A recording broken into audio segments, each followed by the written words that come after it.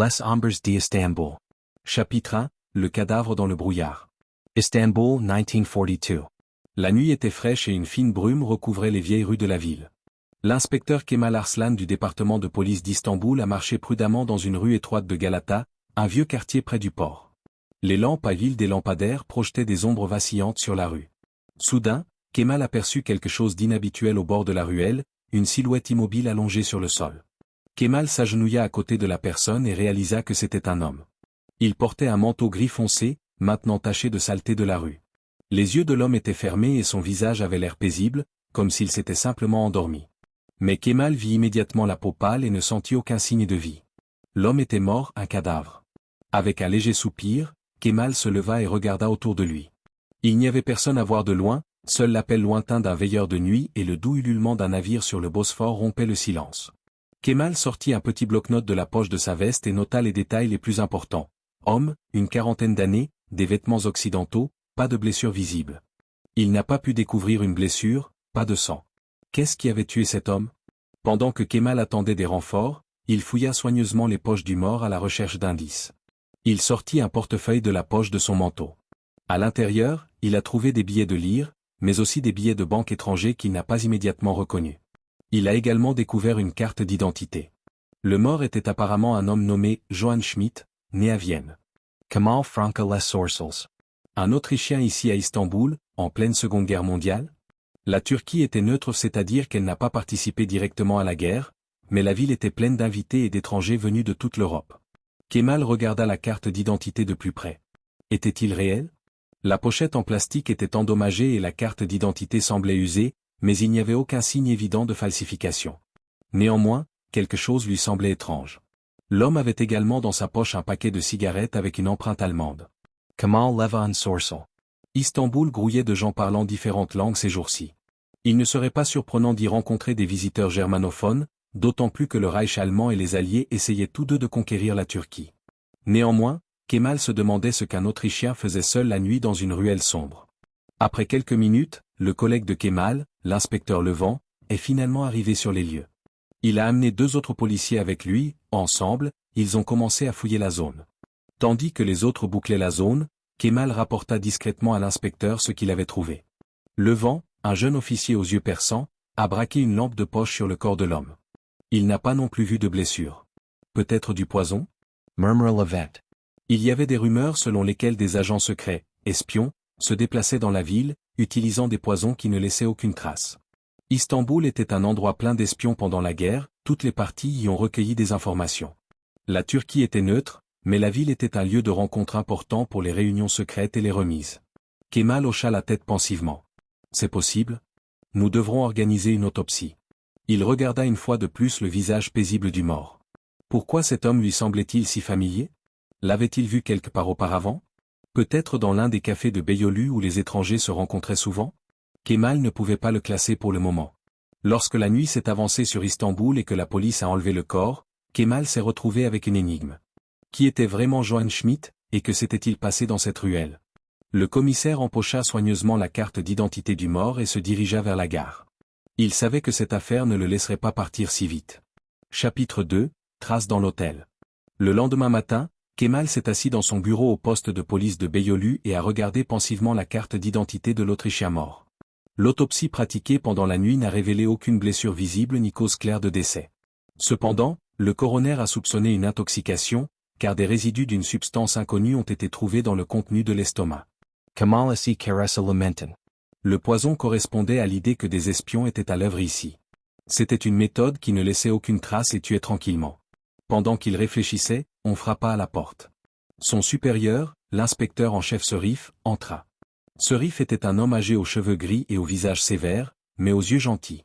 Tout au long de la guerre, il a essayé de garder Istanbul sans mettre en danger la neutralité de la Turquie.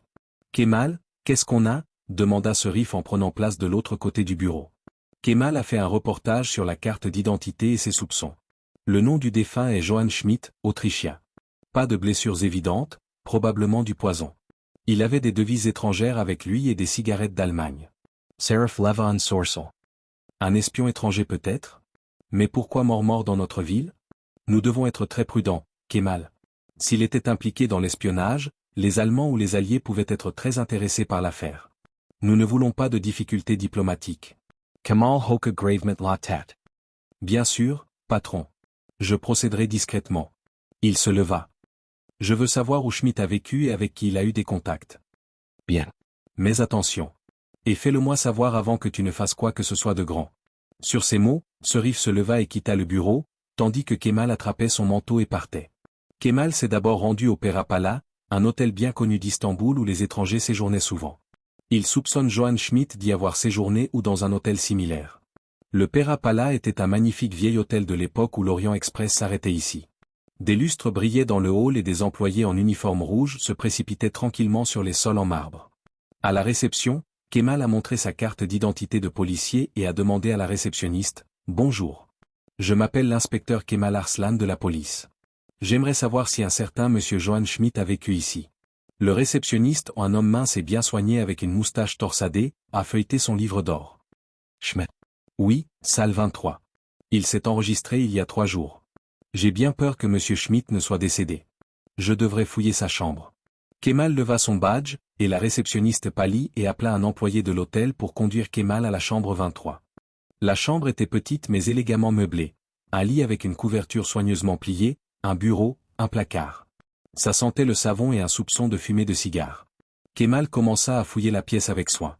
Dans le tiroir du bureau, il trouva des en-têtes vierges avec le logo de l'hôtel et un crayon cassé. Dans la corbeille à papier se trouvaient des coupures de journaux déchirées en allemand.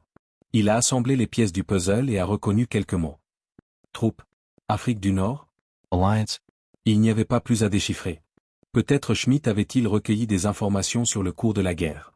Dans le placard était accroché un deuxième costume de Schmitt, soigneusement posé sur un cintre.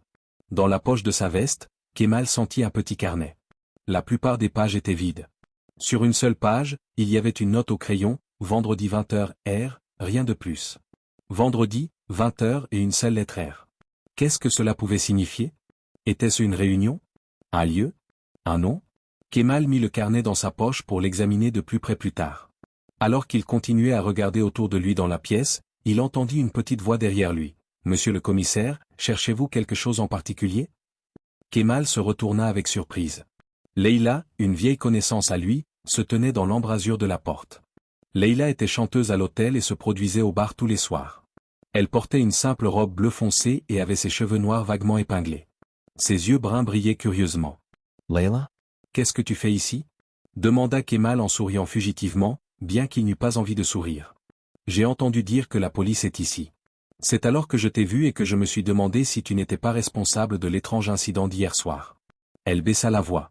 « On m'a dit qu'un homme mort avait été retrouvé. » Kemal Hoke la tête. Un client de cet hôtel. Connaissez-vous un Johann Schmitt? Leïla réfléchit un instant. Pas directement. Mais hier soir, un vieux monsieur autrichien était assis seul à l'une des tables du bar. Il était visiblement nerveux, touchait à peine à sa boisson. Plus tard, un autre homme les a rejoints. Kemal dressa el oreille. Un autre homme? Pouvez-vous le décrire? Leïla hocha la tête en se souvenant de la scène. Il était allemand, je pense. Il parlait allemand avec l'Autrichien, je comprenais quelques mots, vous savez, j'apprenais un peu d'allemand pour chanter les chansons de Marlène Dietrich. Elle sourit brièvement, puis continua, l'Allemand avait peut-être la quarantaine, grand et mince, avec des cheveux blonds et une petite moustache. Il portait un costume coûteux. Son apparence était sûre de lui. Kemal prit de notes. Avez-vous été capable d'écouter ces bribes de conversation? A-t-il demandé doucement. Leïla y réfléchit. Pas grand-chose, je ne voulais pas me démarquer. Mais j'ai remarqué que l'Allemand avait poussé quelque chose vers l'Autrichien, cela ressemblait à une petite bouteille ou à une canette. Et il a dit quelque chose comme « en sécurité » et plus tard « demain R ». Le « R » m'a surpris. Peut-être un mot de code ou un nom? Après cela, l'Allemand s'est levé et est parti. L'Autrichien resta quelques minutes de plus et avait l'air très pensif. Peu de temps avant son départ, il a soudainement semblé souffrir. Il toucha son ventre. Je pensais qu'il était malade de la réunion. Kemal échangea un regard avec Leïla. Une petite bouteille? L'Allemand avait-il administré du poison à l'Autrichien sans qu'on s'en aperçoive, ou était-ce quelque chose que Schmitt était censé garder? Et ce « R » pourrait-il s'agir du même indice que dans le carnet? R, peut-être le début d'un nom ou d'un lieu. Merci, Leïla. Vous m'avez beaucoup aidé. S'il vous plaît, ne parlez à personne de notre conversation. Cela pourrait être important et dangereux. Leila posa sa main sur son bras pendant un moment et sourit avec inquiétude. Prends soin de toi, Kemal. De nos jours, vous ne savez jamais à qui vous pouvez faire confiance. Kemal a quitté l'hôtel avec de nouveaux indices. Il savait maintenant que Johann Schmidt avait rencontré un Allemand le soir de sa mort. Le poison aurait pu lui être administré sans qu'on s'en aperçoive. Et à la fois dans le carnet de Schmidt et d'après l'observation de Leila, un R est apparu. Kemal soupçonnait que cela pourrait être la clé du mystère. Le R était-il une personne? Ou un endroit à Istanbul? Le commissaire décida de découvrir ensuite qui était cet Allemand qui avait rencontré Schmidt. Dans une ville pleine d'espions et d'agents doubles, cependant, cela pourrait être dangereux. Chapitre 3, les secrets dans les bagages. Kemal a quitté l'hôtel et s'est rendu dans un café voisin où se rencontraient souvent des journalistes et des lanceurs d'alerte. Il avait besoin de plus d'informations sur le mystérieux Allemand. Il avait parfois lu dans le journal des articles sur l'espionnage à Istanbul, écrits par son ami Youssouf, un journaliste. Si quelqu'un connaissait des rumeurs sur la présence d'agents allemands dans la ville, c'était bien Youssouf. Le café Taksim était très animé. L'air sentait le café turc fort.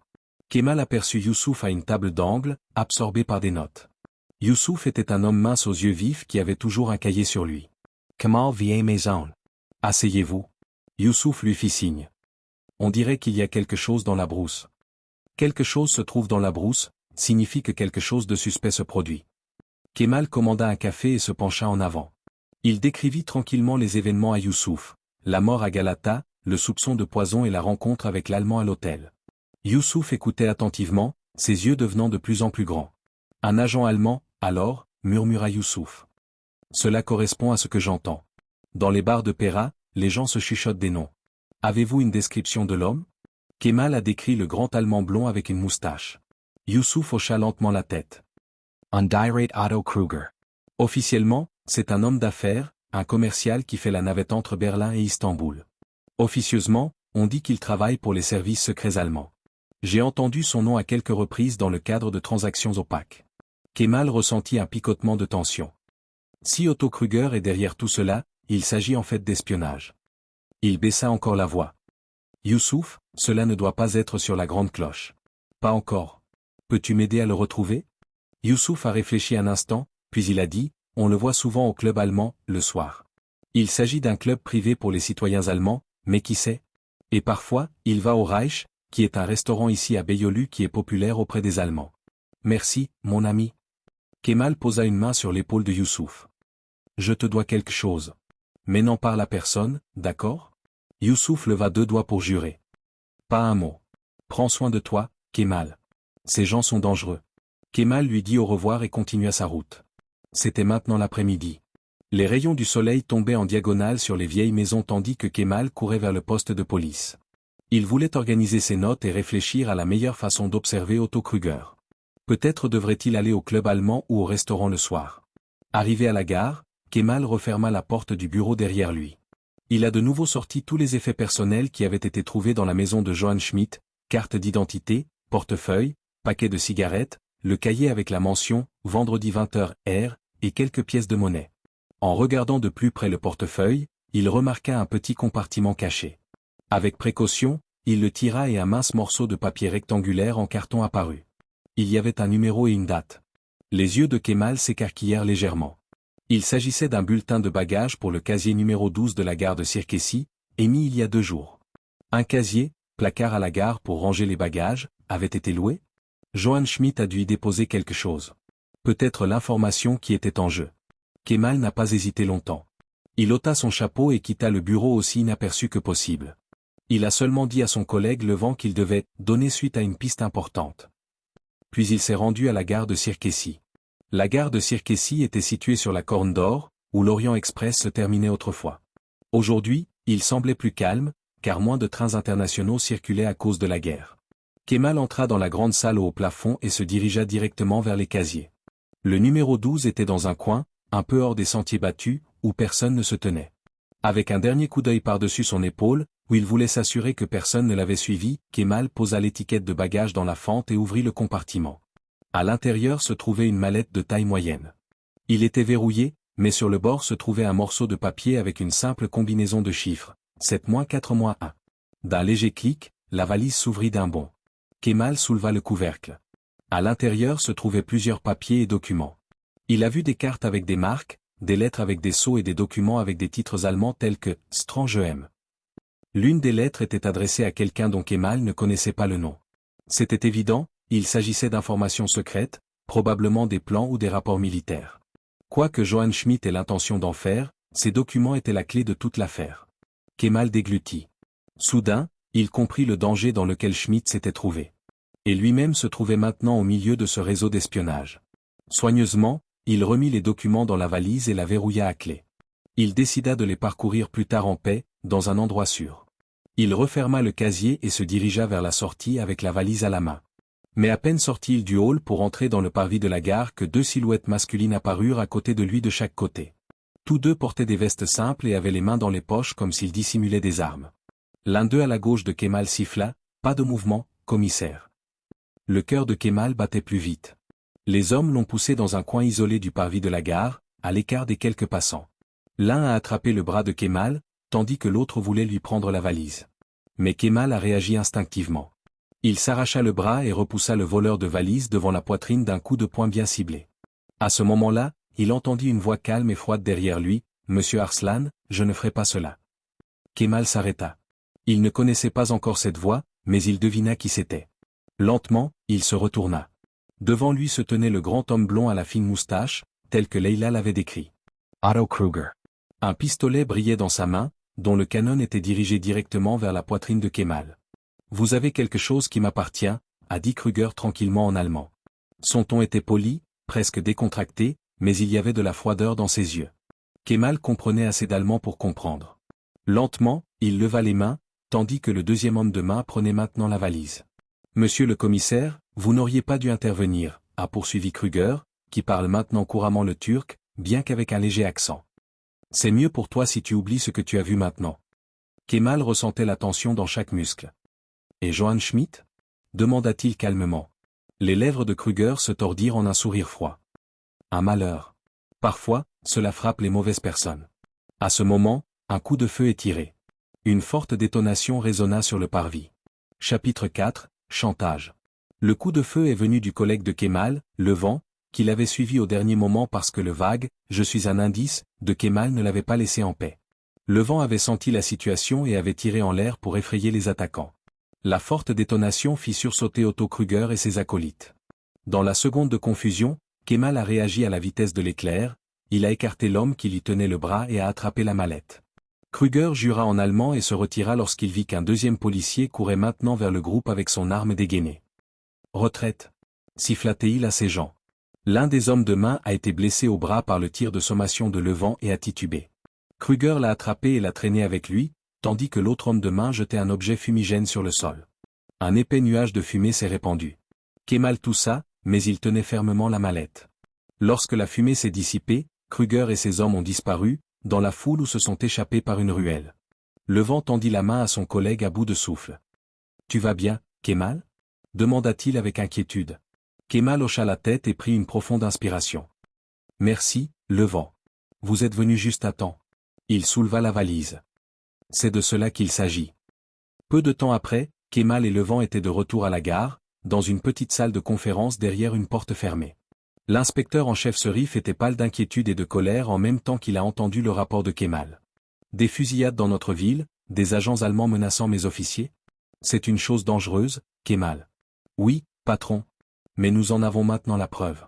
Kemal pointa du doigt la mallette qui se trouvait maintenant sur la table. Il l'avait déjà fouillée. Ces documents sont hautement secrets. Nous devrions les remettre au gouvernement turc. Serifesi fraude les tempis. Nous le ferons. Mais en ce qui concerne vos enquêtes, officiellement, nous ferions mieux d'arrêter cette affaire jusqu'à ce que nous ayons des instructions tout en haut. Est-ce que tu comprends? Nous ne pouvons pas risquer un scandale international. Kemal serra le poing sous la table, mais il garda une expression neutre. Compris, monsieur. Levent lui jeta un coup d'œil de côté. Tous deux savaient que cela signifiait que l'affaire serait discrètement enterrée afin de ne pas mettre en péril la neutralité. Le meurtre de Johann Schmidt resterait peut-être impuni et Otto Kruger se promènerait librement. Peu de temps après, Serif rangea la mallette en toute sécurité dans son coffre-fort et quitta la pièce pour passer les appels téléphoniques nécessaires. Levent posa une main sur l'épaule de Kemal. « Et maintenant? Allons-nous laisser partir Kruger » Kemal se leva et se dirigea vers la vitre derrière laquelle le crépuscule tombait lentement sur Istanbul. Vous avez entendu ce que le patron a dit. Officiellement, nous avons les mains liées. Il fit une pause, puis continua calmement, officieusement. Je ne peux pas en rester là. Kruger est un meurtrier. Et j'ai peur qu'il ne frappe à nouveau. Le vent hocha lentement la tête. Fais attention, mon ami. J'ai un mauvais pressentiment. Kemal remit son manteau. Moi aussi. Je vais regarder un peu autour de moi ce soir. Repose le vent. Et merci pour votre aide plus tôt. Le vent hésita, puis salua sèchement avec un sourire. Prends soin de toi, Kemal. Après le départ de son collègue, Kemal resta un moment seul dans l'obscurité du bureau. Il sentait le poids de la décision. Il devait demander des comptes à Otto Kruger, même si cela devait être officieux. À ce moment-là, on frappa doucement à la porte. Surpris, Kemal ouvrit la porte. À l'extérieur se tenait un jeune messager avec un message à la main. « L'inspecteur Arslan ?» demanda le garçon avec prudence. « Ce message a été délivré pour vous. » Kemal prit la petite lettre, donna une pièce de monnaie au garçon et ferma la porte. Il déplia le papier et lut les quelques phrases dactylographiées. « Nous avons ta petite amie. Si vous voulez les revoir vivants, venez à l'entrepôt 5 du port de Karachi aujourd'hui à 20h. Venez seul et apportez avec vous ce que vous nous avez pris. » Pas de police. Le cœur de Kemal sauta un battement. Leila. Apparemment, Kruger avait Leila en son pouvoir. Elle a dû attirer son attention lors de sa conversation avec Kemal. Peut-être qu'un de ses hommes de main les avait observés. Ses mains tremblaient de colère lorsqu'il plia le billet. Il réfléchit fiévreusement. La valise contenant les documents se trouvait maintenant dans le coffre-fort de son patron. Devait-il s'y présenter seul, sans renfort? Mais s'il emmenait la police avec lui, la vie de Leila serait en danger. Kemal a attrapé un stylo et du papier et a écrit un court message pour le vent, urgence importante. Je suis à 20h à l'entrepôt 5, Karachi. Si je ne suis pas de retour à 21h, alertez mes collègues. Il posa la note sur le bureau de Levent, où il la trouverait sûrement bientôt. Puis Kemal sortit son arme de service du tiroir, la chargea et la mit sous son manteau. Il quitta tranquillement le bâtiment. Entre-temps, la nuit était tombée, au loin, on entendait le bruit sourd d'un navire sur le Bosphore. Kemal respira l'air frais de la nuit et se dirigea vers le port. Il ferait tout ce qu'il fallait pour sauver Leila et mettre fin à cette affaire. Chapitre 5, confrontation au port. L'entrepôt 5 se trouvait à l'extrémité du quai, un grand bâtiment en bois marqué par l'eau salée et le temps. Une seule lampe au-dessus de l'entrée projetait un cercle pâle de lumière sur le lourd portail en bois. Kemal se rapprocha prudemment. Son cœur battait la chamade, mais il essayait de garder son calme. Il poussa la porte pour l'entrouvrir et se glissa à l'intérieur. Dans la demi-obscurité, il reconnut des boîtes et des tonneaux qui se détachaient comme des ombres dans le hall. Au milieu de la pièce, une seule lampe à pétrole brûlait sur une table, à côté de laquelle Kemal voyait deux silhouettes. Leila était assise sur une chaise, les mains attachées derrière le dos. Son visage était tendu, mais elle semblait indemne. Derrière elle se tenait l'un des hommes de main de Kruger et tenait un pistolet pointé sur elle. Otto Kruger lui-même s'appuyait nonchalamment contre un pilier en bois à quelques pas de là, également armé. Quand Kemal entra, Kruger leva la tête et sourit froidement. « Ah, monsieur le commissaire. » Ponctuel, très louable, a déclaré Kruger d'une voix douce. Et, espérons-le, raisonnable. Il pointa son arme sur les mains vides de Kemal. « Où sont les documents ?» Kemal leva légèrement les bras pour montrer qu'il ne voulait pas représenter une menace. « En sécurité. Ils l'auront quand Leila sera libre. » Kruger secoua lentement la tête. « Ce n'est pas comme ça que ça marche. D'abord les documents, puis peut-être que je laisserai partir ta petite amie. » Son « vôtre » confidentiel semblait menaçant. « Si vous voulez la sortir d'ici vivante, je ne jouerai plus à aucun match maintenant. » Kemal jeta un coup d'œil à Leila. Ses yeux étaient fixés sur lui. Malgré la peur, elle secoua la tête presque imperceptiblement, comme pour dire « Ne le lui donnez pas. » « Je n'ai pas la valise ici, » a déclaré Kemal d'un ton ferme. « Il est en lieu sûr. Si vous ne me croyez pas, vous pouvez me chercher. Mais laisse partir Leila, alors tu auras ce que tu veux. » Kruger grimaça d'impatience. « Je crains que vous ne vous mépreniez sur votre situation, monsieur le commissaire. Je peux prendre ce que je veux? Penses-tu vraiment que tu sortiras d'ici vivant si tu ne coopères pas ?» Il hocha la tête à son homme de main. L'homme serra Leila plus fort, et Kruger leva son pistolet, visant Kemal. « C'est votre dernière chance. Emmenez-moi vers les docks. Sinon, elle mourra et vous mourrez peu de temps après. » Le sang monta aux oreilles de Kemal. Il devait gagner du temps. Lentement, il fit un pas en avant, les mains toujours levées. « D'accord, dit-il d'une voix calme, tandis que son regard allait et venait avec vigilance entre Kruger et l'homme de main. Nous marchons ensemble. Mais vous les libérez en premier. Kruger rit doucement. Ils ne sont vraiment pas en position de faire des demandes. Il s'approcha de Leila et pressa le canon de son arme contre sa tempe. Leila ferma les yeux de peur. La panique s'est installée chez Kemal, mais il n'a pas été autorisé à en montrer le moindre signe. Kruger était nerveux et imprévisible, un faux mouvement peut être fatal. Soudain, un bref hurlement de sirène de police a retenti à l'extérieur. Apparemment, une voiture de police est passée au loin. Pendant une fraction de seconde, le regard de Kruger ira irrité jusqu'à l'entrée de la salle. C'était suffisant. Kemal a agi instinctivement, dans un mouvement fluide, il a sorti son pistolet de sous son manteau et a tiré un coup de feu sur l'homme de main qui tenait Leila. L'homme a crié et est tombé à la renverse au sol, jetant l'arme de sa main. Kruger a réagi immédiatement et a appuyé sur la gâchette. Kemal ressentit une douleur aiguë dans son bras gauche, la balle l'avait effleuré. Il se jeta derrière une boîte en bois avant que Kruger ne puisse viser à nouveau. Leila s'était roulée sur le côté sur le sol, loin de l'homme de main inconscient. Kruger hésita un instant, visiblement incertain s'il devait tirer sur Kemal ou prendre Leila en otage. Kemal a profité de l'occasion pour crier depuis sa couverture, « Kruger! Abandonnez, c'est fini. Votre plan a échoué. » En réponse, une balle a touché la boîte au-dessus de la tête de Kemal et a brisé le bois. Kruger était déterminé à se battre. Kemal regarda prudemment. Kruger se dirigea vers la sortie, probablement pour fuir, se mettant à l'abri derrière des piliers. Il tira aveuglément dans la direction de Kemal pour le maintenir au sol. Kemal sentit la douleur dans son bras, mais il l'ignora. Il a rampé sur le côté des surfaces pour surprendre Kruger sur le flanc. Entre-temps, Leila s'était assise avec difficulté et avait essayé de desserrer ses chaînes. Elle regarda désespérément d'avant en arrière entre les deux hommes, mais n'osa pas émettre un son pour ne pas attirer Kruger à elle.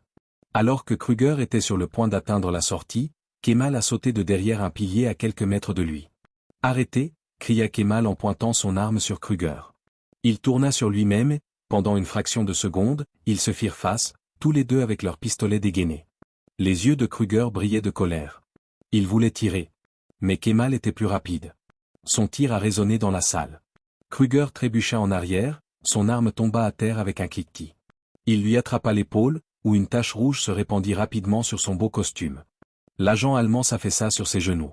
Kemal s'approcha prudemment, le pistolet toujours pointé sur lui. Kruger serra les dents de douleur, mais le sourire froid avait quitté son visage. Il savait que le match était terminé. À ce moment-là, des bruits de pas se firent entendre de l'extérieur. Le vent est apparu avec deux autres policiers à l'entrée de la salle, arme à la main. Ils avaient suivi le message de Kemal et avaient commencé à le chercher, heureusement un peu plus tôt que 21h. « Ça va ?» a crié le vent, tandis que les autres officiers saisissaient l'arme de Kruger et le menottaient. Kemal rangea son pistolet et hocha la tête, prenant une profonde inspiration. « Oui. Leila est ici, elle a besoin d'aide, mais elle va bien. » Le vent s'est immédiatement occupé de détacher Leila.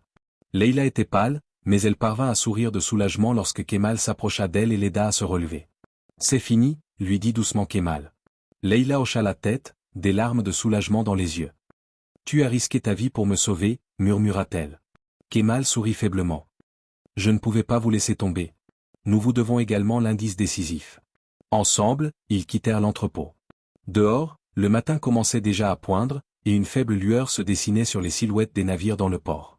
La Seconde Guerre mondiale faisait encore rage au loin, mais pour ce moment, le calme revint à Istanbul. Chapitre 6, Épilogue. Quelques jours plus tard, Kemal était assis avec Leila dans un café de rue à Beyoğlu. Devant eux, 2 tasses de thé fumaient dans l'air frais du matin. Dans le journal, il n'y avait qu'un petit reportage sur les événements. La police avait heureusement mis fin à un enlèvement au port, il n'y avait pas d'autres détails. Bien sûr que non, pensa Kemal. Le véritable arrière-plan resterait caché au public. Otto Kruger sera discrètement expulsé du pays pour éviter un scandale. Les documents secrets avaient été discrètement remis aux autorités responsables. Peut-être qu'un jour ils aideraient les Alliés dans la lutte contre les nazis, mais officiellement rien ne s'était passé. Kemal soupira et était toujours soulagé. L'affaire était résolue, Leila était en sécurité. Cette victoire a été remportée en secret et ne sera probablement jamais accrochée à la grosse cloche. Leila posa sa main sur la sienne. « À quoi penses-tu » demanda-t-elle doucement. « De la façon dont tout semble paisible, tandis que des espions et des plans secrets errent dans la ville en arrière-plan, répondit Kemal. La Turquie est neutre, et la plupart des gens n'ont aucune idée de ce tissu de mensonges et d'intrigues. Leila Louis Sarah Lamaine. Vous avez fait ce qu'il fallait. Même si personne ne le sait, tu as empêché de mauvaises choses. Kemal sourit faiblement. Je pense à Johann Schmidt. Il a payé de sa vie pour transmettre cette information. Aujourd'hui, sa mission est accomplie. Layla hoka la tête. Vous lui avez rendu justice, dit-elle doucement. Kemal prit la dernière gorgée de thé et se leva. Je dois aller au commissariat. Le prochain cas attend certainement déjà. Leila lui dit au revoir avec un sourire reconnaissant. Prends soin de toi, Kemal. Et merci pour tout. Kemal mit son chapeau et se fraya un chemin à travers les ruelles animées du matin. Il pensa au nombre de secrets que cette vieille ville pouvait encore cacher. Mais pour l'instant, il était satisfait. Un sombre mystère avait été résolu, au milieu de la guerre mondiale, quelque chose de bien s'était passé en secret. Fa.